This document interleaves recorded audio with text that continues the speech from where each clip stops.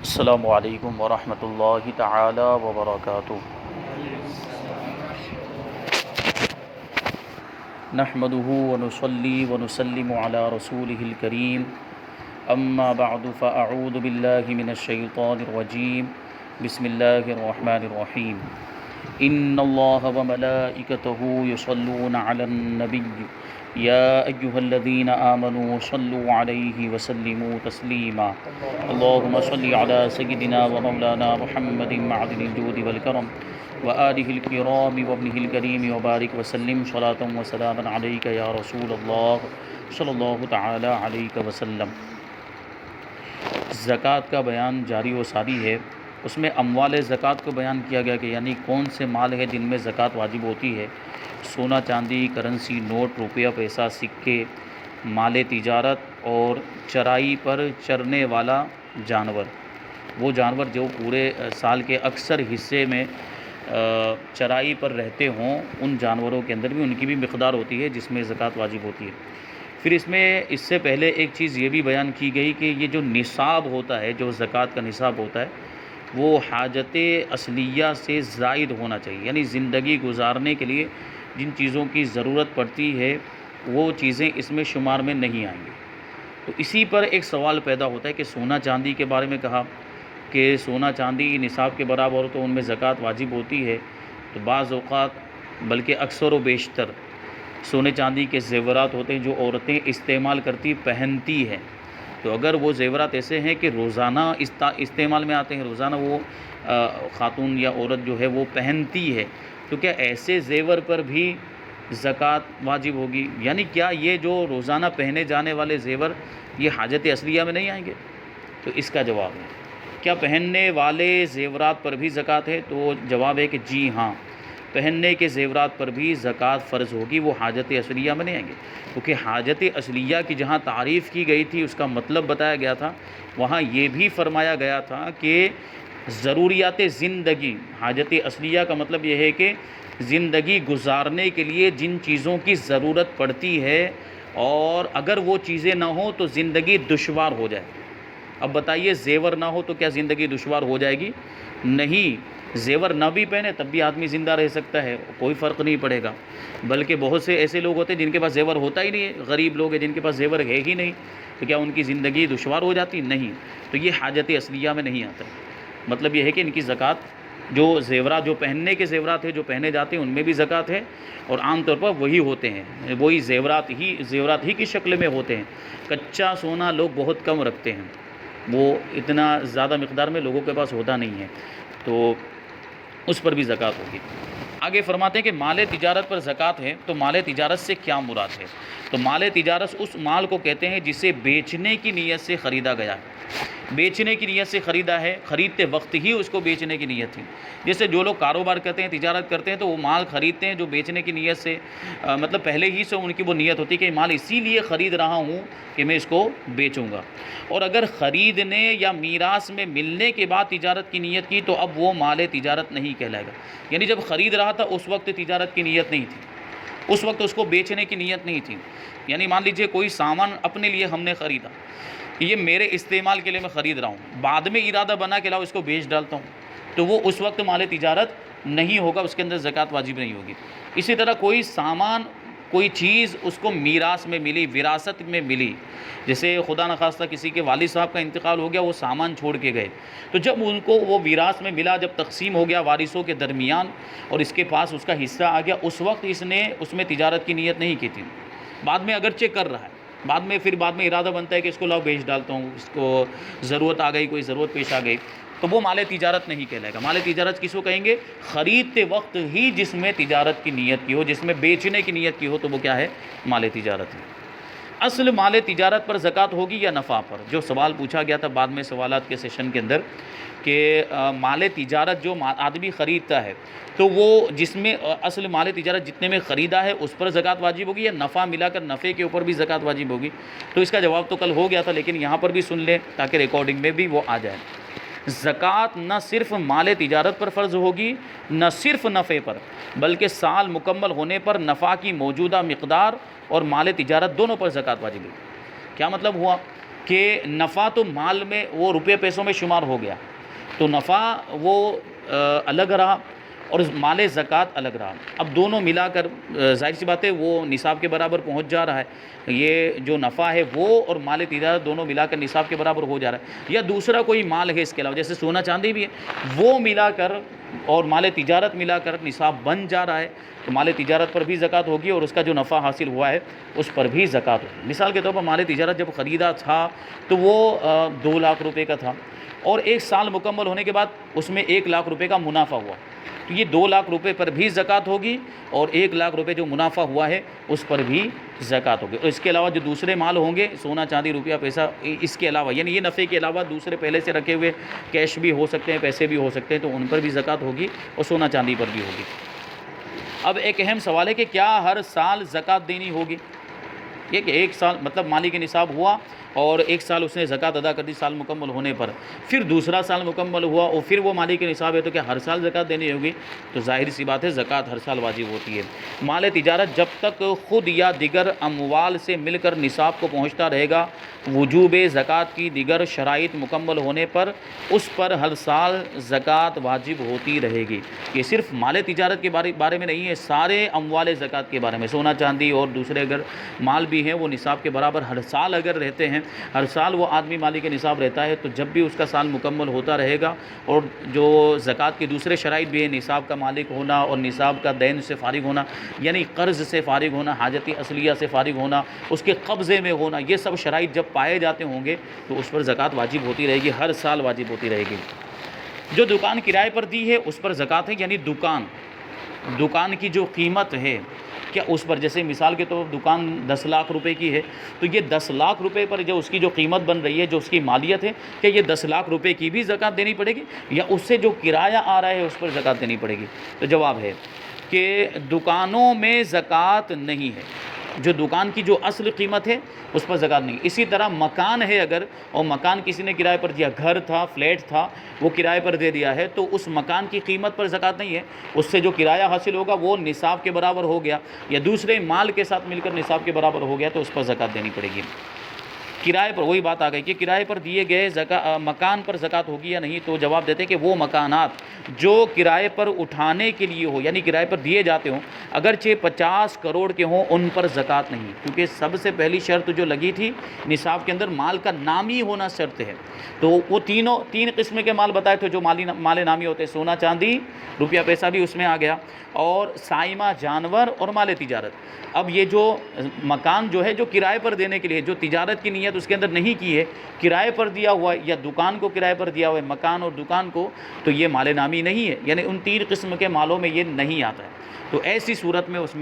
اس کی قیمت پر، مکان کی قیمت پر زکوٰۃ واجب نہیں ہوگی۔ اس سے جو نفع حاصل ہوا ہے، اس سے حاصل ہونے والا جو نفع ہے تنہا یا دیگر مال کے ساتھ مل کر نصاب کو پہنچ جائے، ٹھیک ہے، یعنی جو کرایہ ملا ہم کو، وہ کرایہ خود نصاب کے برابر ہو گیا، جیسے 45,000 یا 50,000 روپے ہو گیا مثال کے طور پر، یا دوسرے مال کے ساتھ مل کر اتنا ہو گیا ہے، تو اس پر زکوٰۃ واجب ہوگی۔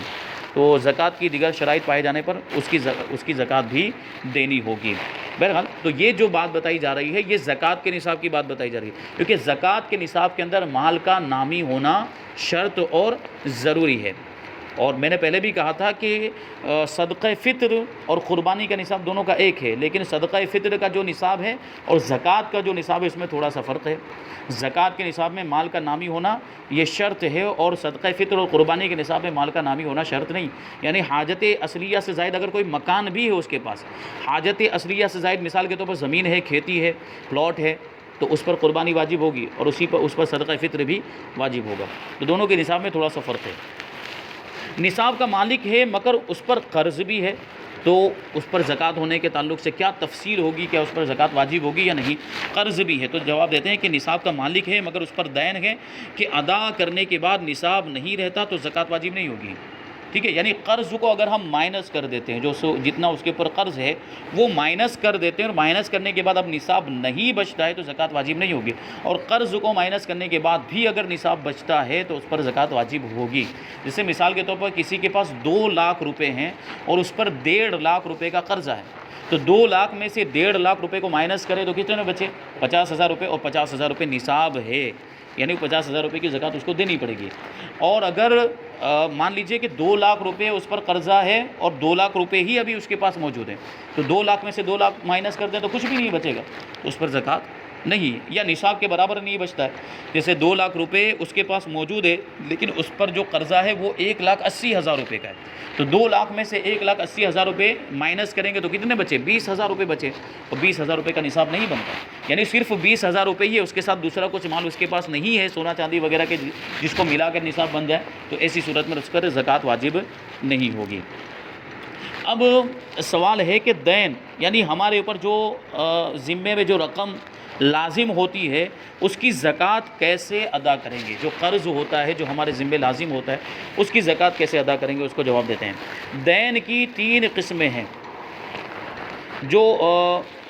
ایک ہے دین قوی، دوسرے نمبر پر دین متوسط اور تیسرے نمبر پر دین ضعیف۔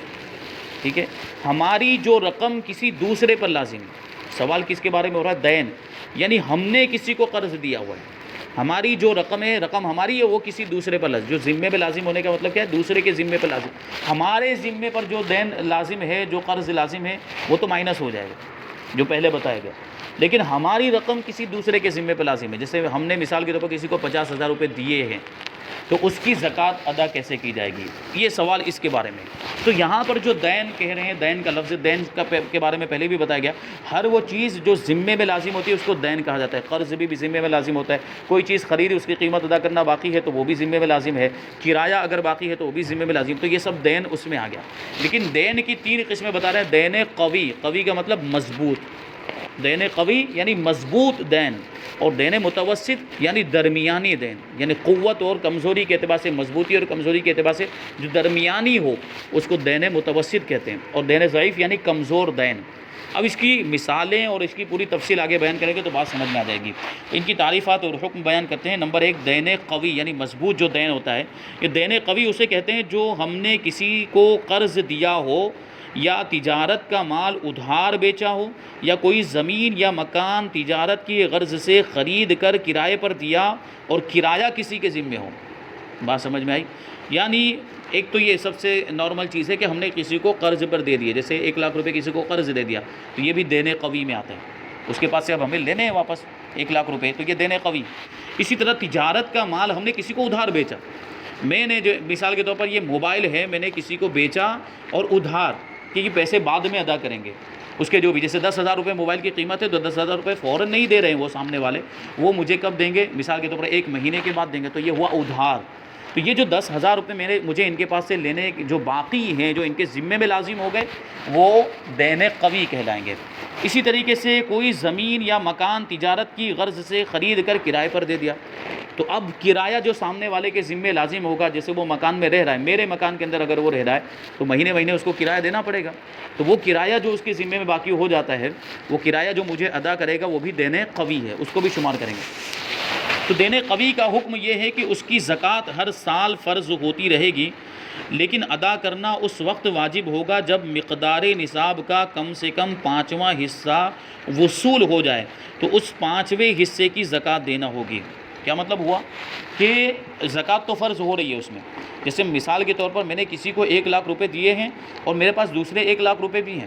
تو دونوں کی زکوٰۃ مجھ پر واجب، جو 1 لاکھ ہے تو اس کی تو ابھی میرے پاس موجود ہے، اس کی تو میں دوں گا ہی دوں گا، ساتھ میں اس 1 لاکھ کی بھی زکوٰۃ واجب ہے۔ لیکن سوال یہ پیدا ہوتا ہے کہ وہ میرے ہاتھ میں نہیں ہے، وہ میرے قبضے میں نہیں ہے۔ جو شرط لگی تھی نا پہلے جو زکوٰۃ کے شرائط میں کہ پورے طور پر اس کے قبضے میں ہو، تو 1 لاکھ تو میرے قبضے میں ہے، لیکن وہ 1 لاکھ جو میں نے ان کو دے دیا وہ میرے قبضے میں نہیں ہے، اس کی مدت مثال کے طور پر مقرر ہے کہ یہ 5 مہینے کے بعد دیں گے، 6 مہینے کے بعد دیں گے، تو اس سے پہلے تو میرے ہاتھ میں آنے والے نہیں ہیں۔ تو اس کے بارے میں بتا رہے ہیں کہ جو ہمارے قبضے میں نہیں ہے تو اس کی زکوٰۃ کب واجب ہوگی۔ تو ایک ہوتا ہے نفس وجوب اور ایک ہوتا ہے وجوب ادا،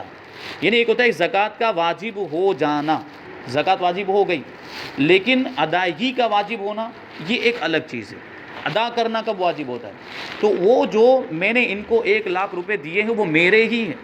میں ہی اس کا مالک ہوں 1,00,000 روپے کا، تو زکوٰۃ ظاہر سی بات ہے مجھ پر واجب ہوگی، اور چونکہ میں مالک ہوں، مالک نصاب بھی ہو گیا اس 1,00,000 روپے کے حساب سے، تو وہ زکوٰۃ کا وجوب متوجہ ہو گیا، یعنی نفس وجوب پا لیا گیا۔ اب ادائیگی کب واجب ہوگی؟ تو چونکہ قبضے میں نہیں ہے، اس لیے ادائیگی ابھی اس کی واجب نہیں ہے جب تک وہ میرے قبضے میں نہیں ہے، اور وہ قبضے میں کتنی مقدار اس کی ہمارے قبضے میں آ جائے تو زکوٰۃ واجب ہوگی، اس کو بیان کرتے ہیں۔ اس کو بیان کرتے ہیں کہ مقدار نصاب کا کم سے کم 5واں حصہ وصول ہو جائے تو اس 5ویں حصے کی زکوٰۃ دینی ہوگی۔ اس کو مثال کے ذریعے سمجھاتے ہیں، مثلاً 50,000 روپے نصاب ہے، 50,000 روپے کا نصاب ہے، تو جب اس کا پانچواں حصہ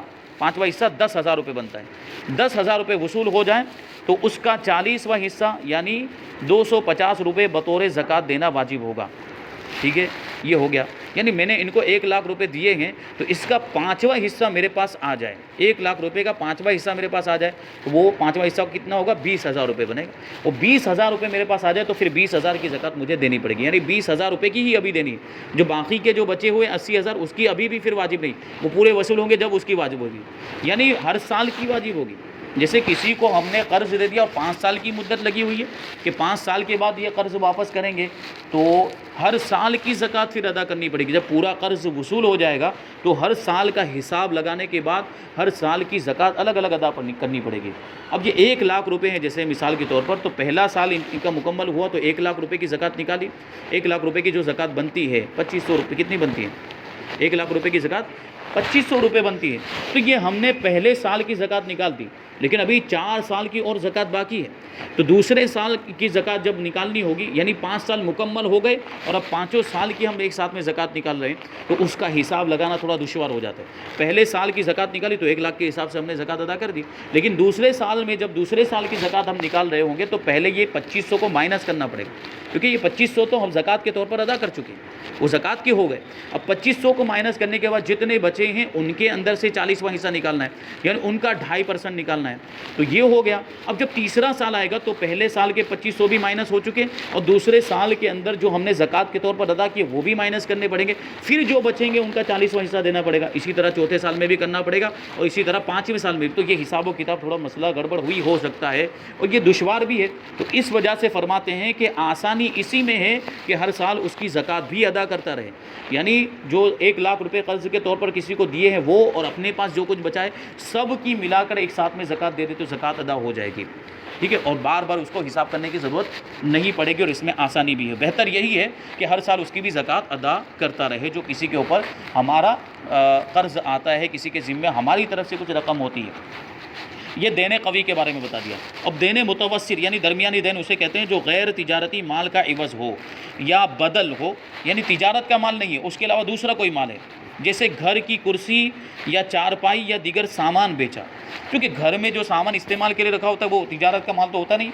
جو ہم نے سامان گھر میں لا کر رکھا ہے وہ استعمال کے لیے رکھا ہوا ہے، تجارت کی نیت نہیں تھی جب ہم نے خریدا تھا تو وہ مال تجارت نہیں ہوا۔ تو اب ایسی کرسی، جیسے مثال کے طور پر بعض اوقات ایسا ہوتا ہے کہ کرسی ہم نئی خرید کر لاتے ہیں تو جو پرانی کرسی ہوتی ہے اس کی ضرورت نہیں رہتی، یا کوئی دوسرا سامان جو نیا خرید کے لائے جیسے صوفہ ہے، پلنگ ہے، یا کوئی بھی نیا سامان لے لیتے ہیں تو پرانے کو بیچ ڈالتے ہیں، تو اس کو بیچا تو اس کا جو عوض ہوگا، جیسے گھر میں جو کرسی تھی وہ اس کو بیچی کسی اور کو دی، مثال کے طور پر ہم نے 500 روپے کی کرسی بیچی، 500 روپے کی کرسی بیچ دی، اب 500 روپے سامنے والے کے ذمہ لازم ہو گئے، تو سامنے والا ہم کو 500 روپے ادا کرے گا، تو یہ اس کے لیے ایک مدت مقرر کر دی، جیسے 1 مہینے کے بعد ادا کر دے گا، تو یہ دین متوسط ہوا، جو اس کے ذمہ لازم ہو گیا یہ دین متوسط ہو گیا، ٹھیک ہے۔ تو یہ غیر تجارتی مال کا عوض، غیر تجارتی مال کا عوض یا بدل ہو، جیسے گھر کی کرسی یا چارپائی یا دیگر سامان ہو اور اس کی قیمت لینے والے پر ادھار ہو، جس نے وہ سامان لیا ہے اس کے اوپر ادھار ہو، جیسے 2 مہینے کے بعد دے گا، 3 مہینے کے بعد دے گا، تو اس کے ذمہ ادھار ہے، تو یہ دین متوسط ہے۔ اب اس کا حکم کیا ہے؟ دین متوسط کا حکم کیا ہے؟ اس کا حکم یہ ہے کہ اس میں بھی زکوٰۃ فرض ہوگی، مگر ادائیگی اس وقت واجب ہوگی جب بقدر نصاب پوری رقم آ جائے، یعنی پوری رقم وصول ہونے کے بعد زکوٰۃ واجب ہوگی۔ اوپر والا جو مسئلہ تھا دین قوی کے اندر کہ 5ویں حصے پر بھی اگر قبضہ ہو جاتا ہے تو اتنا حصہ جس پر قبضہ ہو گیا اس میں زکوٰۃ واجب ہو جائے گی، لیکن دین متوسط میں پوری رقم پر قبضہ ہونا ضروری، جیسے 500 روپے ہے تو پورے 500 روپے پر قبضہ، حالانکہ 500 روپے کا نصاب بنتا نہیں ہے، 500 روپے دوسرے مال کے ساتھ ملا کر نصاب بن جاتے ہیں تو اس کی زکوٰۃ بھی واجب ہو جائے گی۔ یا مان لو کہ وہ کوئی سامان ایسا بیچا ہے جو مہنگا ہے سامان، جیسے 50,000 روپے کا کوئی سامان بیچا ہے تو وہ پورے وصول ہو جائیں گے، اس کے بعد ادائیگی کی بات چل رہی ہے، ادائیگی کب واجب ہوگی اس کی بات چل رہی ہے، ورنہ اس میں بھی حکم یہی ہے کہ اگر ہم نے ادا کر دی، ہر سال اس کو ادا کرتے رہے تو اس کی زکوٰۃ بھی ادا ہو جائے گی، یعنی قبضے میں آنے سے پہلے بھی اگر اس کی زکوٰۃ ادا کر دی تو وہ زکوٰۃ ادا ہو جائے گی۔ اور اس میں بھی بہتر یہی ہے، مان لو اس میں بھی اگر 5 سال کی مدت لگ گئی ہے تو وہ 5 سال کا حساب پھر مشکل ہو جائے گا، تو اس کی بھی ہر سال اگر زکوٰۃ ادا کر دیتے ہیں دین متوسط کی بھی تو وہ ادا ہو جائے گی۔ یہ دوسری قسم ہو گئی دین کی۔ اب تیسری قسم بیان کرتے ہیں دین ضعیف۔ دین ضعیف یعنی کمزور، وہ ہے جو غیر مال کا بدل ہو، یعنی ایسی چیز کا بدل ہو جو مال میں شمار ہی نہیں۔ اوپر تو بات چل رہی تھی مال تجارت کی، اور جو اس مال کی جو مال تجارت نہ ہو لیکن مال ہو، جیسے کرسی ٹیبل وغیرہ یہ مال ہے، لیکن یہ دین ضعیف جو ہوتا ہے وہ غیر مال کا بدل ہو، یعنی ایسی چیز کا بدل ہوتا ہے جو مال ہے ہی نہیں، جیسے مہر ہوتا ہے، نکاح کے اندر جو مہر رکھا تھا وہ کسی مال کے بدلے میں نہیں ہوتا، وہ مل کے بوزا کے بدلے میں ہوتا ہے، یعنی مہر کے بدلے میں مرد کا عورت سے استمتاع جائز ہو جاتا ہے، وہ آپسی تعلقات جائز ہو جاتے ہیں مہر کے بدلے میں، تو وہ اس